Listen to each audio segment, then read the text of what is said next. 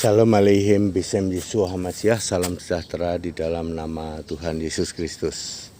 Saya Pendeta Henry Tandianta MBS. Saya dari Pantai Sanur Bali ya.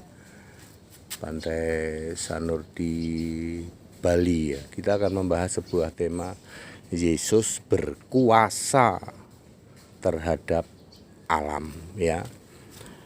Matius 8 ayat 26 itu Yesus menghardik angin badai ya. Yesus bisa menghardik angin badai. Di Matius 8 ayat 26. Angin badai pun tunduk ya, tunduk sama Yesus ya, angin badai itu ya.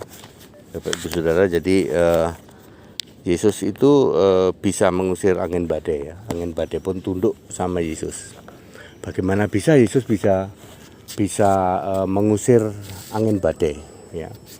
Ya, lalu Yesus menghardik angin itu dan angin itu nurut, lalu danau itu menjadi tenang. Ya, ini Pantai Sanur, disekat ya. Kalau lautnya langsung sih di sebelah sana, lalu ini itu ada menara mercusuar. Ke sini itu sudah gelombangnya sudah dipecah, artinya sudah tidak ada gelombang laut besarnya ya. Tapi mungkin kalau malam bisa, karena kalau kita lihat bekas-bekas ininya ya. Saudara, alam ya, laut, angin, badai, bagaimana bisa tunduk pada Yesus? Ya, saya mau kasih tahu ya, Bapak Ibu Saudara. Mungkin ini belum ada yang tahu. Kalau angin guntur atau geledek itu kerjaannya kerup. Saudara tahu kerup? Kalau Anda baca Yehezkiel 10 ayat 13, kerup itu pembuat puting beliung. Anda tahu puting beliung? Ya. Puting beliung itu anginnya muter-muter ya. Itu kerjaannya kerup. Nah, puting beliung itu ikutannya adalah badai.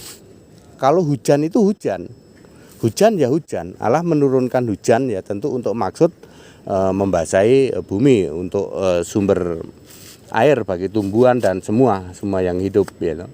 Tapi kalau badai, puting beliung, guntur itu kerjaannya kerup.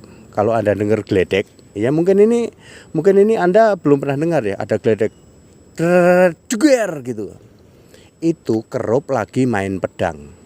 Anda lihat di dalam Kejadian pasal 3 ayat 20, 22, 23, 24, maka kerup ini menjaga taman di Eden dengan pedang yang bernyala-nyala. Jumlah kerup itu ada 1 juta menurut Wahyu 5 ayat 11. Ada berlaksa-laksa. 1 laksa itu 100.000. Anda yang memahami 1 laksa 10.000, ke danau aja, ke laut aja.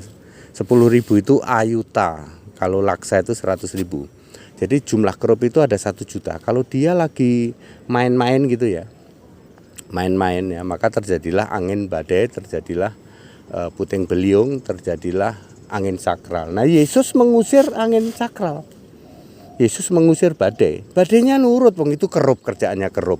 Sedangkan kerup itu ciptaannya Yesus. Kita pun juga bisa mengusir badai, mengusir angin puting beliung, kita usir bisa. Ya. Bagi Anda yang belum pernah dengar bahwa kita itu bisa mengusir puting beliung, mengusir angin badai, itu kerjaannya kerup. Ya. Wahai kerup yang lagi main pedang-pedangan tuh, kilat ya tuh. Ya, para ilmuwan mengatakan kilat itu listrik, Pak, listrik dari plus ke min gitu ya. Ya, kalau listrik dari plus ke min, bagaimana Anda bisa menjelaskan ya toh, jeger gitu ya. Ya, terus suaranya kayak orang gesek-gesek pedang itu, seret ya. Alkitab menulis itu kerjaannya kerup. Kerup itu puting beliung, baca Yehezkiel 10 ayat 13. Puting beliung itu pasti ikutannya angin kencang, hurricane ya, angin badai, thunder, ya itu semua kerjaannya kerup. Ini adalah Pantai Sanur yang banyak kapal-kapalnya itu ya, nelayan ya. Di sebelah sana gelombangnya dipecah, itu laut lepas di sana. Ya, Bapak Ibu Saudara ya, jadi Yesus mengusir badai, mengusir angin ya, mengusir badai di dalam Matius 8 ayat 26 itu. Kok bisa, Pak? Bisa. Karena alam raya ini ciptaannya Yesus, tunduk pada Yesus. Ya, Kolose 1 ayat 16 ya. Clear, kita pun juga bisa mengusir puting beliung, mengusir badai itu bisa. Kita bisa usir dalam nama Yesus Kristus, Allah penciptamu. Wahai badai, wahai puting beliung, aku usir kamu. Ya, dalam nama Yesus Kristus, Allah yang benar penciptamu, kamu harus tunduk.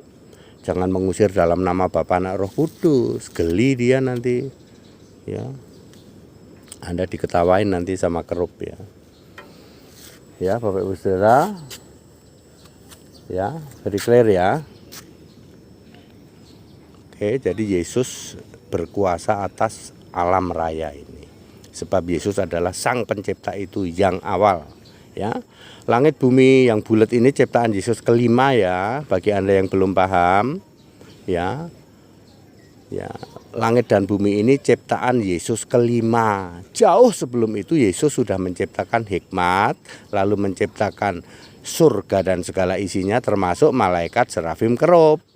Lalu menciptakan bumi belum berbentuk dan samudra raya, dan keempat segala sesuatu ikutannya, gas, api, ya, dan lain sebagainya. Baru bumi bulat dicipta sebagai ciptaan kelima Yesus.